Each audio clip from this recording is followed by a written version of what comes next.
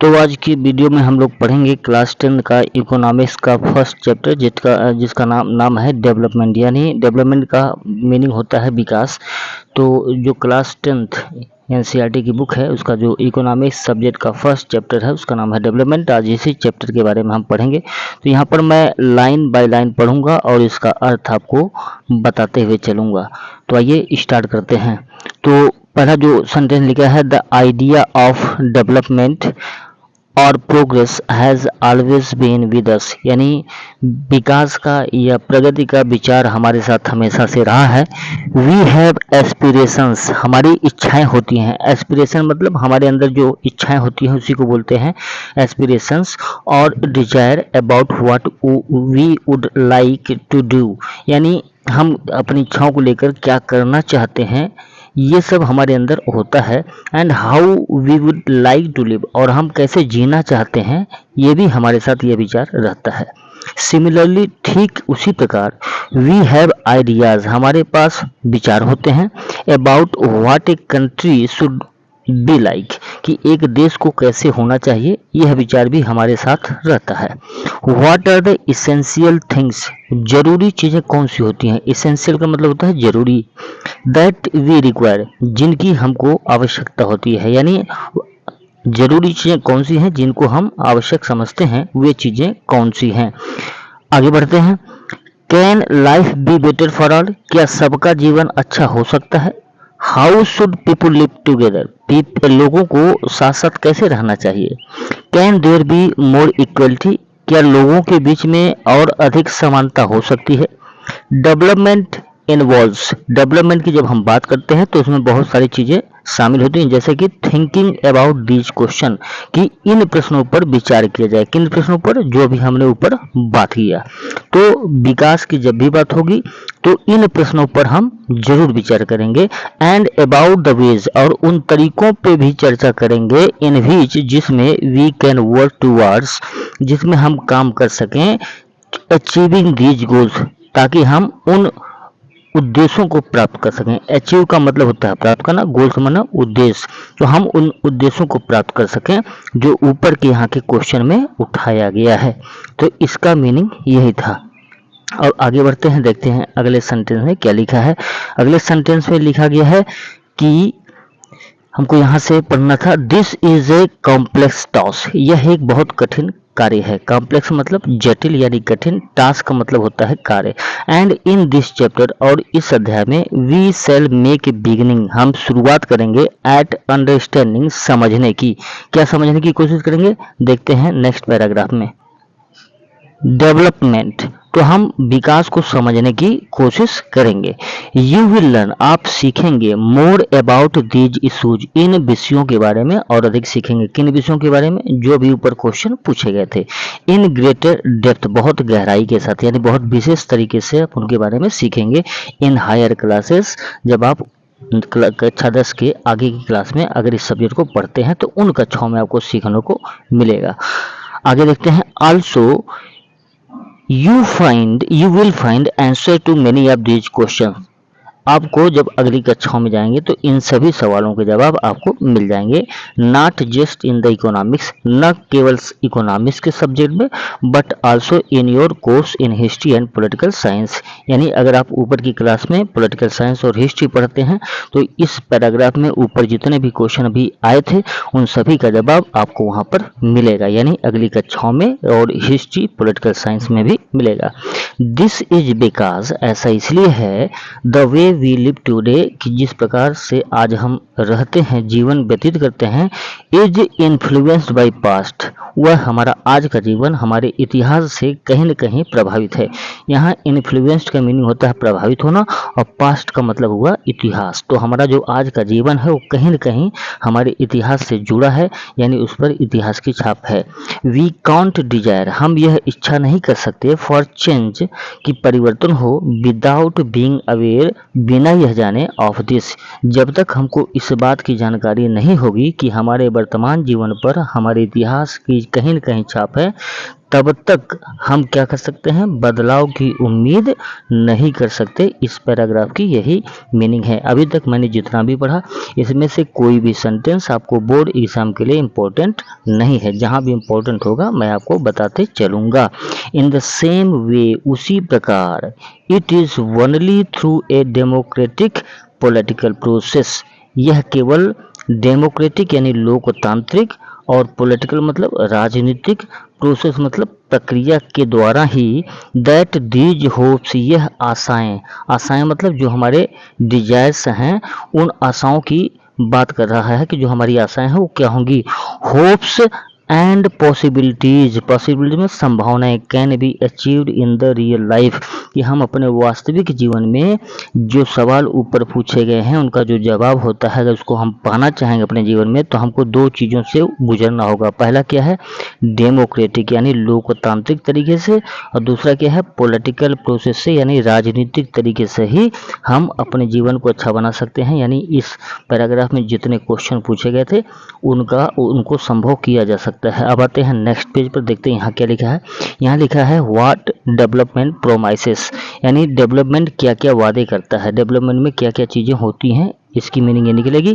Promises मतलब होता है वादे, और नीचे लिख रहा है डिफरेंट पीपुल यानी तरह तरह के लोग, एंड डिफरेंट गोल्स, तरह तरह के उनके लक्ष्य होते हैं। यानी हर आदमी का अपना एक लक्ष्य होता है, जितने लोग होते हैं उनका अलग अलग लक्ष्य होता है, इसलिए लिखा है डिफरेंट पीपुल डिफरेंट गोल्स। अब आते हैं इस पैराग्राफ को समझते हैं। लेट अस ट्राई, आइए हम कोशिश करते हैं, टू इमेजिन, कल्पना करने की, आई यानी कि हम यहाँ कल्पना करने की कोशिश करते हैं, व्हाट डेवलपमेंट और progress is likely to mean to different person listed in the table point 1.1। इसमें लिखा है कि आइए हम समझते हैं कि जो नीचे टेबल दिया गया है, अभी हम आपको टेबल दिखाएंगे, तो उस टेबल में कॉलम बनाया गया है। अब यहाँ पूछ रहा है कि उस कॉलम में तरह तरह के लोगों के नाम लिखे हैं और उन लोगों के जो डेवलपमेंट को लेकर विचार हैं उनके विचार भी लिखे गए हैं। तो आइए एक बार हम नज़र डाल लेते हैं कि यो टेबल जो बना है उसको देख लेते हैं। ये टेबल बना है आपकी बुक में नीचे, तो यहाँ पर इस टेबल में कुछ पेशा करने वाले लोगों के नाम है। जैसे यहाँ पर लैंडलेस रूरल लेबरर लिखा है, यानी गांव में ऐसा मजदूर जिसके पास ज़मीन नहीं है, तो उसके लिए डेवलपमेंट की मीनिंग ये होगी, यानी इसका अलग विचार है। उसके बाद नीचे लिखा है प्रॉस्परस फार्मर्स फ्रॉम पंजाब, ये पंजाब के किसान हैं लेकिन प्रॉस्परस हैं। प्रॉस्परस मतलब संपन्न है, धनी है, इनको किसी चीज़ की कमी नहीं है। तो इन किसानों से पूछा जाएगा तो उनके लिए डेवलपमेंट की परिभाषा ये होगी। ये एक सरसरी निगाह से आपको पढ़ना है, इसको आप क्लास में पढ़ेंगे। यहाँ कोई दिक्कत आती है तो आप पूछ सकते हैं। हालांकि इसमें जितने डिफिकल्ट वर्ड हैं मैं उनको पढ़ के बता देता हूँ। जैसे मोर डेज ऑफ वर्क, अधिक दिन काम मिले, किसका है, रूरल लेबरर्स का है। बेटर वेज, बढ़िया मजदूरी मिले, ये जो लैंडलेस रूरल लेबरर्स का है उसकी डिमांड है, उसके निगाह में ये डेवलपमेंट है। फिर क्या है, local school is able to provide quality education to their children, और उनकी निगाह में है कि उनके एरिया में कोई ऐसा स्कूल हो जो उनके बच्चों को अच्छी शिक्षा दे सके, तो ये भी उनके लिए विकास है। There is no social discrimination, उनके साथ कोई भेदभाव ना हो। डिस्क्रिमिनेशन मतलब होता है भेदभाव।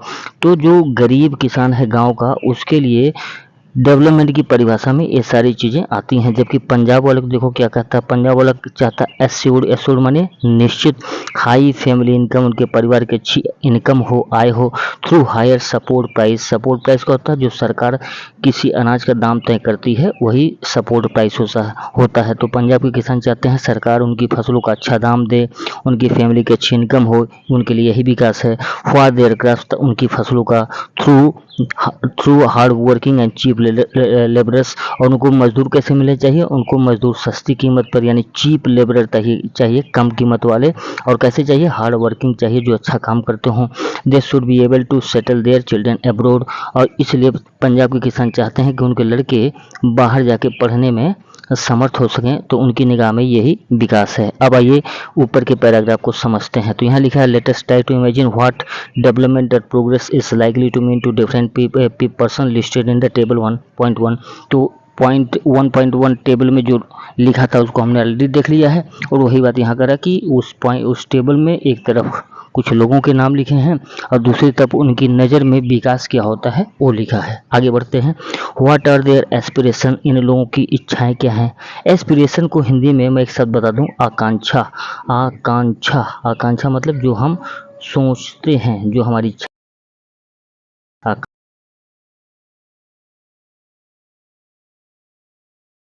हैं और देख सकते हैं। अगले पैराग्राफ में हम पहुंचते हैं। इसमें लिखा है कि यू विल फाइंड, आपको पता चलेगा, दैट सम कॉलम्स, कि कुछ कॉलम और पार्शियली फिल्ड, कुछ कॉलम थोड़े थोड़े भरे हैं। कहाँ पर? जो टेबल नीचे बना है उसमें कुछ कॉलम भरे हैं। ट्राई टू कंप्लीट टेबल, उसमें कुछ कॉलम खाली छोड़ दिए गए हैं। You can also add any other category और ऑफ पर्सन्स, अगर आप चाहें तो जो नीचे कॉलम दिया गया है, ये नीचे वाला देखिए, इसमें कुछ कॉलम छोड़े गए हैं। जैसे यहाँ फर्स्ट और सेकंड में फिल किया गया है, लेकिन ये 2 कॉलम, 2, 3, 4 कॉलम छोड़ दिए गए हैं। इस कॉलम में आप चाहें तो अपनी मर्जी के विचार लिख सकते हैं, या आप चाहें कि इधर जो पर्सन लिखें, जैसे यहाँ लिखा farmer who depend only on rain for growing crops, यानी ऐसे किसान जिनका जीवन केवल बारिश पे टिका है। अगर ऐसे किसान से पूछें कि उसकी निगाह में विकास क्या होता है, तो उसको आप यहाँ लिख सकते हैं इस कॉलम में। यहाँ लिखा है a rural women from a land, एक गांव से कोई ऐसी महिला जो क्या करती है, ओनिंग फैमिली, यानी गांव की कोई महिला है और उसका गांव में थोड़ा सा ज़मीन है, तो उसकी निगाह में विकास क्या होता है, इस महिला से पूछ के आप उसका थॉट यहाँ लिख सकते हैं, या आप अपने से भी लिख सकते हैं। और बोर्ड पेपर में यहाँ से ऐसा कुछ छोटा मोटा क्वेश्चन आ सकता है। अगला लिखा है अर्बन अनएम्प्लॉयड यूथ, शहर का कोई युवा है जो नौकरी नहीं पाया है, जिसके पास रोजगार नहीं है, उससे आप पूछ सकते हैं कि डेवलपमेंट क्या होता है, तो उसके विचार आप इस कॉलम में लिख सकते हैं। फिर लिखा है a boy from A rich urban family, एक ऐसा लड़का जो शहर से है लेकिन अच्छे घराने से है, संपन्न घर से है, उसको किसी चीज़ की कमी नहीं है। आप उससे भी पूछे कि उसकी निगाह में विकास क्या होता है, उसको आपको इस कॉलम में लिखना है। तो इस पेज पे आपको कुछ बहुत ज़्यादा नहीं करना है। तो इस पेज को भी हमने समझ लिया। अब बढ़ते हैं हम लोग अगले पेज की तरफ, देखते हैं उस पेज पर क्या है। तो इस पेज को मैं आपसे फिर एक बार कहना चाहूँगा कि आप इस पेज को बहुत अच्छे से पढ़ेंगे, जो कि आपका पेज नंबर है, आई थिंक पेज नंबर 2 है। इस पे जो कॉलम बना है इसको आप देख लेंगे। अब आइए नीचे एक छोटा सा पैराग्राफ दिया है, इसको समझ लेते हैं, इसकी मीनिंग क्या होगी इसको भी देख लेते हैं। नीचे लिखा है हैविंग फिल टेबल 1.1, यानी ऊपर का टेबल भरने के बाद लेट अस नाउ, अब हमें एग्जामिन, परीक्षण करना चाहिए। एग्जामिन मतलब सोचना चाहिए, परीक्षण करना चाहिए। क्या करना चाहिए? जो नीचे लिखा है। नीचे क्या लिखा है देखिए, लिखा है नीचे do all of these person have same notion of development और प्रोग्रेस। नोशन का मैंने बताया था, इसका मतलब होता है विचार, यानी कि आइडिया। तो ऊपर के चार्ट को जब आप पढ़ेंगे तो क्या आपको लगता है कि सारे व्यक्तियों ने एक जैसी बात बोली है कि अलग अलग बोली है? तो आपको लिखा है यहाँ नीचे मोस्ट लाइकली नॉट, यानी सभी लोगों ने एक बात नहीं बोली है, अलग अलग लोगों ने, यानी डिफरेंट पीपल ने डिफरेंट आइडियाज दिए हैं। ईच वन ऑफ देम, उनमें से हर कोई, सीक्स माने चाहता है, डिफरेंट थिंग्स, अलग अलग चीज़ों को, यानी गांव का आदमी कुछ और कह रहा है, शहर का आदमी कुछ और कह रहा है, गरीब आदमी कुछ और कह रहा है, अमीर आदमी कुछ और कह रहा है। यही बात यहाँ लिखी है।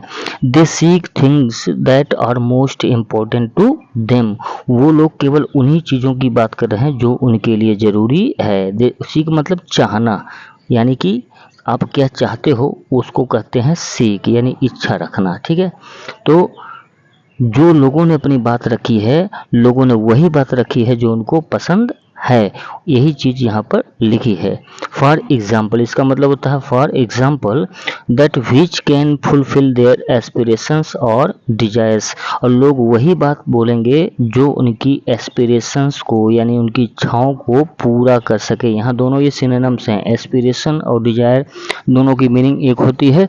आप दोनों में से दोनों लिख सकते हैं या एक भी लिख सकते हैं। ठीक है, तो लोग वही बात बोलेंगे जो उनके अंदर की इच्छाएं होंगी, इसकी मीनिंग यही निकलेगा। इन फैक्ट, वास्तव में, एट टाइम्स, कई बार, एट टाइम्स मतलब कई बार, टू पर्सन्स और ग्रुप ऑफ पर्सन में सीक थिंग्स, दो लोग या किन्हीं लोगों का ग्रुप में सीक थिंग्स, ऐसी चीज़ें चाहते हैं या मांग सकते हैं या कह सकते हैं। अब अगले पैराग्राफ पे बढ़ते हैं। विच आर कन्फ्लिक्टिंग, जिनके बीच में क्या हो, विरोध हो। जैसे आप, इसके कहने का मतलब है कि एक ये ग्रुप है, ये ग्रुप है अमीरों का, और एक ये ग्रुप है गरीबों का। तो जब आप अमीर से पूछेंगे तो इनके लिए कुछ विकास की मीनिंग कुछ और होगी, और जब आप गरीब से पूछेंगे तो इसकी डेफिनेशन कुछ और होगी। और यहाँ पर यही कह रहा है कि यदि आप दो लोगों से या दो ग्रुप्स के लोगों से पूछेंगे कि विकास क्या होता है, तो इनके आइडियाज़ क्या होंगे, कॉन्फ्लिक्टिंग होंगे। कॉन्फ्लिक्टिंग मतलब एक दूसरे के विरोधी होंगे या एक दूसरे से लड़ जाएंगे। आगे बढ़ते हैं। A girl expect as much freedom and opportunity as her brother. एक लड़की उतनी ही फ्रीडम चाहती है और उतने ही अवसर चाहती है जितना कि उसका भाई चाहता है।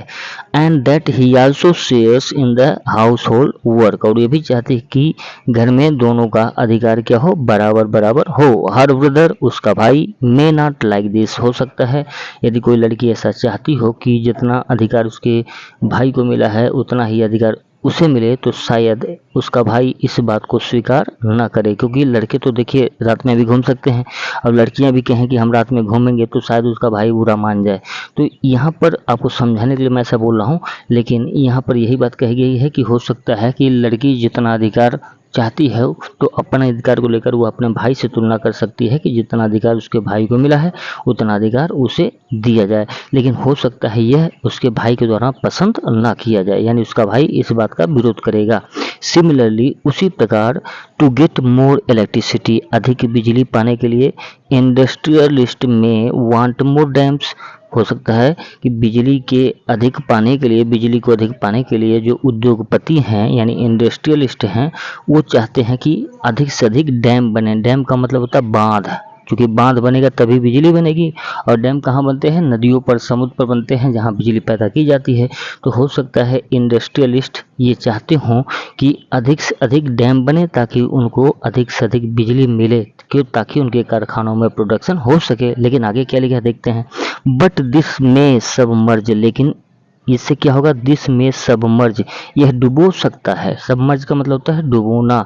क्या, the land and disrupt the lifes of people who are displaced. लेकिन जब बड़े बड़े डैम बनेंगे तो इससे खतरा क्या होता है, इससे खतरा होता है कि बहुत सारी ज़मीन पानी में डूब जाती है, यानी सबमर्ज द लैंड, ज़मीन डूब जाएगी। फिर क्या होगा, डिसरप्ट माने खराब कर देगी। क्या खराब कर देगी, द लाइव्स ऑफ पीपुल, लोगों का जीवन, हु आर डिस्प्लेस्ड, जिनको हटाया जाएगा। क्योंकि जब डैम बनता है तो वहाँ बहुत सारे डेंजर्स होते हैं, पानी का प्रवाह होता है, गांव के गांव डूब सकते हैं।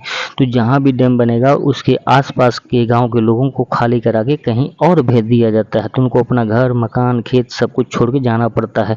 तो अगर अमीर ये चाहते हैं कि डैम बने, तो डैम चाहे क्यों बने, ताकि अमीरों को बिजली अधिक मिले। लेकिन दूसरी तरफ क्या है, अगर डैम बना तो यहाँ आसपास के गांव के लोगों को उसका नुकसान उठाना पड़ेगा। अब बताइए, ये दोनों विचार एक दूसरे के विरोधी हैं।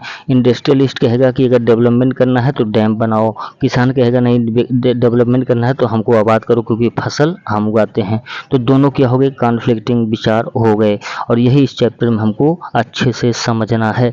यानी अलग अलग लोग होंगे, अलग अलग विचार होंगे। Such as tribal, such a tribal मतलब जब यहाँ डैम बनेगा तो डैम के वहीं बनता अक्सर जहाँ जंगल होता है, नदियाँ होती हैं, और ऐसे इलाकों में ज़्यादातर कौन रहता है, ट्राइबल लोग रहते हैं। ट्राइबल का मतलब आदिवासी लोग रहते हैं। तो जब डैम बनता है तो सबसे ज़्यादा प्रभाव किस पर पड़ता है, सबसे ज़्यादा प्रभाव पड़ता है आदिवासियों पर।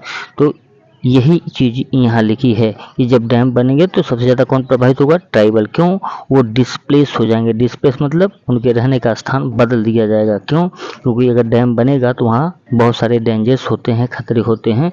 अगर नदी का प्रवाह तेज हुआ तो गांव के गांव बह जाते हैं। दे माइट रिजेंट, इसलिए वे विरोध कर सकते हैं। रिजेंट का मतलब विरोध करना। दिस, इसका, किसका, डैम बनने का। कौन विरोध करेगा, ट्राइबल लोग। एंड मे प्रेफर, और वो पसंद कर सकते हैं स्मॉल चेक डैम्स की, बांध जो बने छोटे छोटे बने।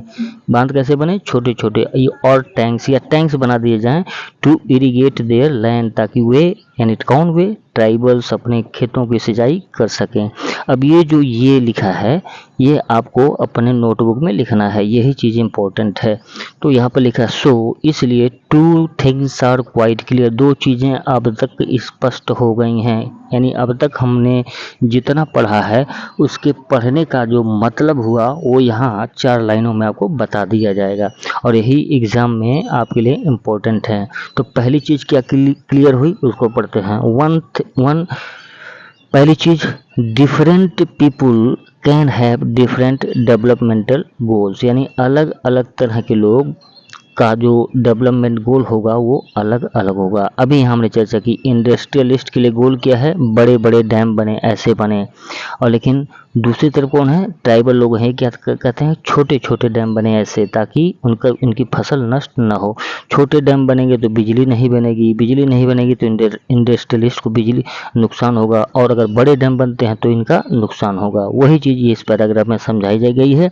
ये दो चीज़ें स्पष्ट हैं। पहला क्या, डिफरेंट पीपुल, अलग अलग लोग, कैन हैव रख सकते हैं, डिफरेंट यानी अलग अलग डेवलपमेंटल गोल्स माने विकास के लक्ष्य। एंड टू, दूसरी बात जो क्लियर हुई वो क्या है, दूसरी बात क्लियर हुई, what may be development for one may not be development for the other, यानी एक आदमी के लिए जो विकास है वही दूसरे आदमी के लिए डेवलपमेंट नहीं है। अभी हमने उसको मैंने 2-3 बार आपको समझा दिया कि एक आदमी के लिए जो डेवलपमेंट है दूसरे आदमी के लिए वो डेवलपमेंट ना होकर कुछ और ही है। इट में even be destructive for the other, ये दूसरे के लिए क्या हो सकता है, डिस्ट्रक्टिव। डिस्ट्रक्टिव मतलब खतरनाक, विध्वंसक, नष्टकारी, विनष्टकारी, बहुत सारे मीनिंग्स होते हैं। तो 2 पेज हम लोग पढ़ चुके हैं। मुझे लगता है कि 2 पेज आसानी से पढ़ा जा सकता है, इतना आपके लिए पर्याप्त है। अब आगे की वीडियो में हम आगे का पेज पढ़ेंगे और आपको मीनिंग भी बताएंगे।